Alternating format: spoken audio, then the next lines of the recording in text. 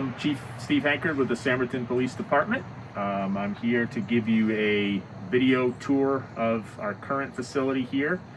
The police department came into this facility back in the, I believe it was in the 80s. It was basically set up as an office space within the fire department. Unfortunately, we are lacking in a lot of safety and security measures that a police department should have. I know we're coming forward with a plan for an updated facility, and basically what we're showing here is what we have now and some of the key areas where we are lacking and where we do have to make improvement. So we'll start right here. We are outside the back door of the facility. As you can see, one of our cruisers is here.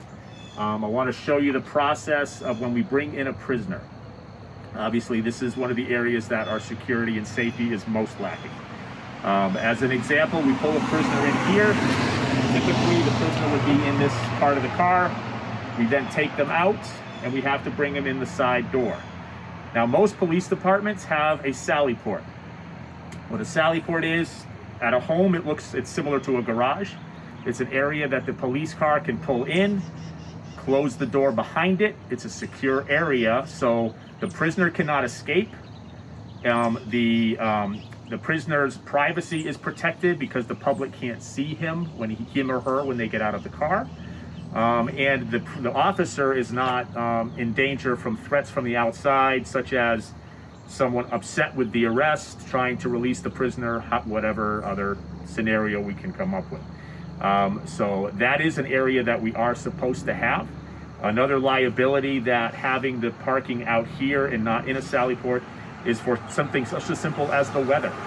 If we arrest somebody in the wintertime, which we do oftentimes, in ice, snow, rain, that sort of thing, you know, we have to protect this prisoner, if you will. We own them while they're in our custody.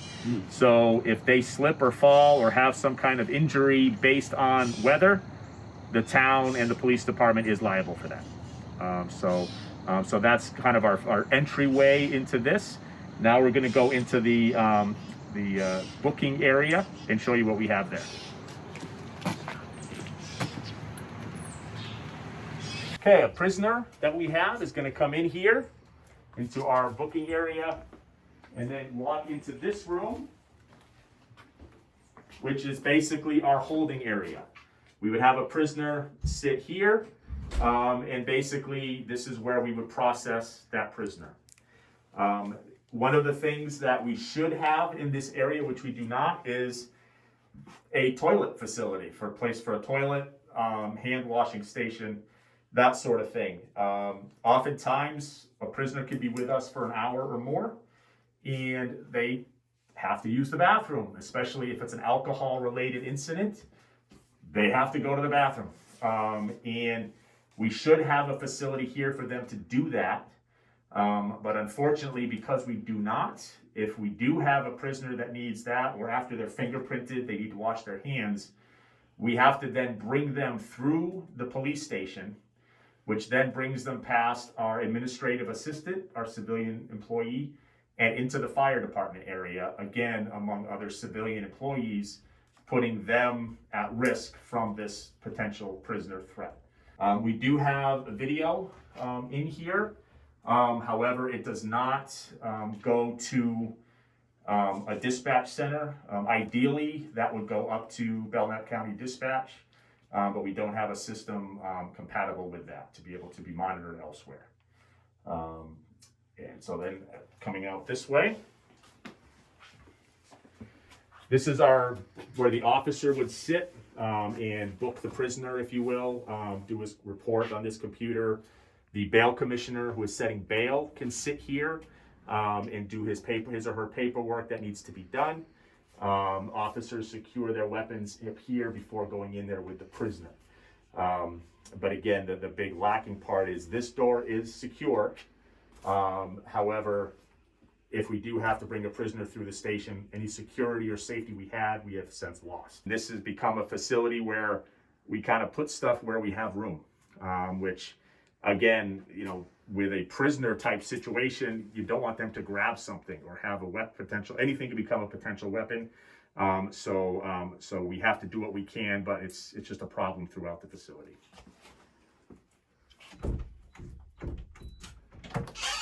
Okay, now we're going to come into the main part of the station.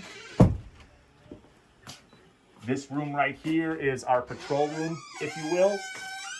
This is where our officers do most of their work. This desk is primarily for the supervisors, our lieutenant and sergeant. This is where the patrolmen typically do their work right here. And you know, another thing that we don't have, having a lieutenant and sergeant, they should have an office. Supervisors should have their own office since they do deal with employee issues, possibly discipline, evaluations, that sort of thing. They really should have their own office. And unfortunately, we don't have the space for that in this facility, so they have a desk that is shared. Again, this is some more overflow evidence that we didn't have room for. Over here, this is the closest thing we have to a locker room. Officers really should have locker room facilities. As you can imagine, especially in the modern day and age where police are not the most popular people in the world in some cases, officers don't often want to come to work in full uniform. Most of my officers do not come in cruisers, so they come in their own vehicles or on a motorcycle, etc. They would rather be able to leave their gear here and change into it. We don't have that type of facility. They need a shower facility in case, you know, they do get some type of hazardous material or something on them that they need to clean up and put on a fresh uniform. The fire department is currently working on locker room facilities, which we will have access to eventually, but that is something that we should have as well. So we only really have 2 lockers that 2 of my patrolmen are using, and this is a storage area, so we're very lacking in that. As far as our evidence area, that is our main evidence room is in here. Because of privacy and security issues with some of the property that's in there, I can't bring you in there to see that. But basically, that is a square room that has, you know, reinforced with plywood on the walls and the ceiling to hold any of our evidence. It really should be larger, as you can see by the stuff that is stored around the office. And another way it is lacking is does not have, we don't have a real processing area, which would be, I guess this table is the closest thing we have as far as processing drug evidence or fingerprint type of stuff. And it's not ventilated. If you're familiar with some of the modern drugs that we deal with, especially your fentanyls, your carfentanyls, heroin, that sort of thing, they are deadly to inhale, to ingest. So we have lots of safety precautions we should be taking. Our current facility here, we don't have the proper ventilation to really deal with that, so we kind of have to make do with what we have. This setup you see here is a pass-through locker system. This will be able to be transferred to a new facility. We can just remove this from the wall and put it in a new one. As far as our video system, that is here. Shows the cameras we do have. This camera, again, showing if the prisoner comes in. Unfortunately, it's not great because we miss quite a bit. And this really should be in a secured room, so it's not easily accessed. But that's something we just don't have the room for at this point. And okay, we think we can move on. I will show you my office. That is over here. Again, this is the chief's administrative office. As you can see, this isn't just that I'm a messy person. It is just storage. It's where we have room. This, as an example, is personal protective equipment. With COVID now, as you can see with the masks, you know, we have to store it somewhere, so we have to store it here. We have file cabinets here. You'll see the administrative assistant's office is full of that as well. You know, targets. That's some evidence testing equipment, or air conditioners. One thing a police department does need to have is an armory. What an armory refers to is it's a place for us to store our firearms, which would be our handguns, rifles, shotguns, ammunition for those firearms, because ammunition is hazardous materials. They do have lead in them, and they need to be stored in a ventilated, proper area. This is the closest thing we have to an armory. This is our safe. As you can see, I have some ammunition that we don't have room in the safe for, so it has to sit on top, and it's actually sprinkled throughout the facility. Again, we have to make do with what we have. We just don't have the room at this point, so we do have to make room for that. And again, more file cabinets, equipment storage. It's just we just don't have the room. It is what it comes down to. Unfortunately, police departments have a lot of stuff. We kind of have to because of the variety of calls we deal with. So, we're making do with what we have is basically what it comes down to. So, all right. We will now go into the administrative assistant's office.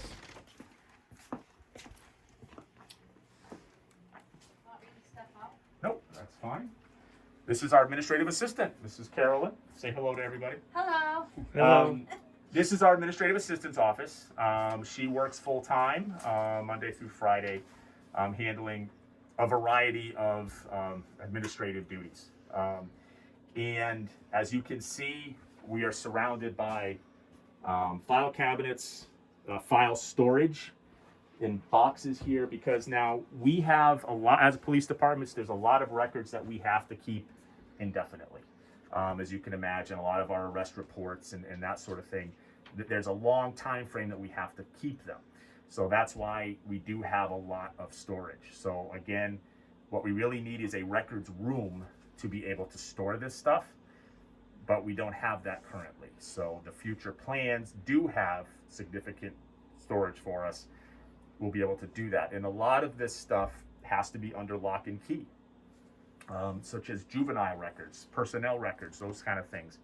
Currently, they are in locked file cabinets. They should be in a locked room. And that's what we're working towards at this point. Another problem that we have here, room related, is our computer area. As many of you know, we should have a server closet, server room. This is our computer service where all of our records are. And a lot of our computer equipment, to include our video system head, should be in a secured room. Unfortunately, we don't have the room for that, so it has to sit out here in the open. That's definitely a security issue that we do have. And again, it's just, we don't have the space for all the equipment that we have, which is the big problem here. We are currently working on the update to the life safety building is going to help the security of the entrance. But right now there's not a secure entrance. We're working on that. But that is something that was addressed in the plan for the future building as well. That is a critical aspect that we do have to have, especially these days. So coming back outside here. Again, equipment storage. Just we have uniforms, gear bags, vests, leather gear. It's just stuff that we have to have, and we kind of stick it where we have room for it. There is a metal trailer outside that does have more file cabinets. File cabinets and files is a big part of that. What's in there? Some other overflow evidence and some training equipment and that sort of thing. So I think we've addressed many of the security and safety issues. But like we say, the main thing is, as an example, the administrative assistant should not have to see a prisoner. They should not be in the same area. The fire department should not share a bathroom with a prisoner. That should all be secured in a booking holding area. Another issue that we have here at the police department is interview rooms.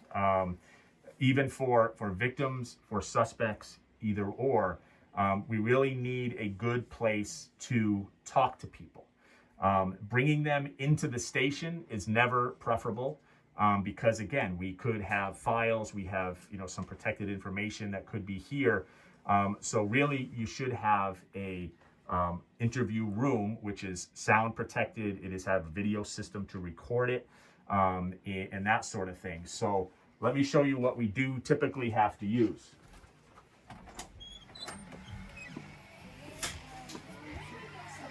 Now, as you can see, we're out of the police department into the main part of the life safety building. And as we come in here, you can see Lieutenant Ken Carlton of the fire department here. This is the shared kitchen training area for the fire department and police department. This is really the closest thing we have to an interview room. And as you can see, it is shared with these folks. Another major problem is there's a kitchen area attached here. So there are kitchen utensils, pots, pans, knives, all these things, which again are a threat to the officer, especially if we're dealing with an unruly suspect. Like if we have to do an interview in here, then oftentimes we have to, if there's a fireman in here, try to get him to leave, close the doors and post notices, interview in progress. Because that's what we have to do. Same thing if we've actually had cases in the past. If we have multiple arrests, for example, say we arrest two sides of a fight, we've actually had it where we've had to have one person in the booking area, and then we've actually had one suspect out here, which then again, they have to be babysat by an officer because there's all kinds of potential weapons and threats in here, which makes it extremely unsafe for not only the officer, the suspect, but the fire department and anyone else in this building as well. The new plan does have a booking room, which has all the things that we need, and another thing that interview room, and another thing that the interview provides room is we are required to have a juvenile holding area or juvenile room. Basically what this means is it's sight and sound separated from any possible adult offenders. So what our interview room can double as is that juvenile space. So as an example, we have a juvenile, meaning someone under 18, that we arrest for a criminal offense. We can bring them into the booking room, or the interview room. They can be sat down and dealt with in there, and that way they're sight and sound separated from any adult prisoner, because they're actually in the new plan, they're on opposite ends of the building. So that's where and a lot of the rooms that we have in the new plan are double duty. And this is where the interview room is our interview and our juvenile room. Because then again, it is recorded, it is maintained, and it meets the requirements that we have. So in conclusion, I want to thank you for listening to me today. What I've tried to show you is this is the facility that we are currently working in.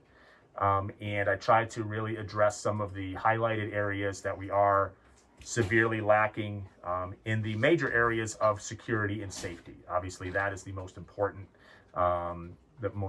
areas, and the storage as well, but really the security and safety are the critical areas that need to be addressed. So I do want to thank the Building Needs Committee for all of their hard work. I know they've done tours, they've done many meetings to get to this point, as well as the architects that came up with the outstanding plan for next door at the town office. I think that new plan, I have reviewed it. I've had other law enforcement professionals review it. It does meet the needs that we have, and it meets them into the future. It leaves room for expansion. It's a extremely long-term project that will house the Sanbornton Police Department well into the future. So please feel free, if you have any questions, to give me a call, or one of my officers will be happy to speak to you. Our dispatch line is 603-286-4323. Thank you, and again, please call with any questions.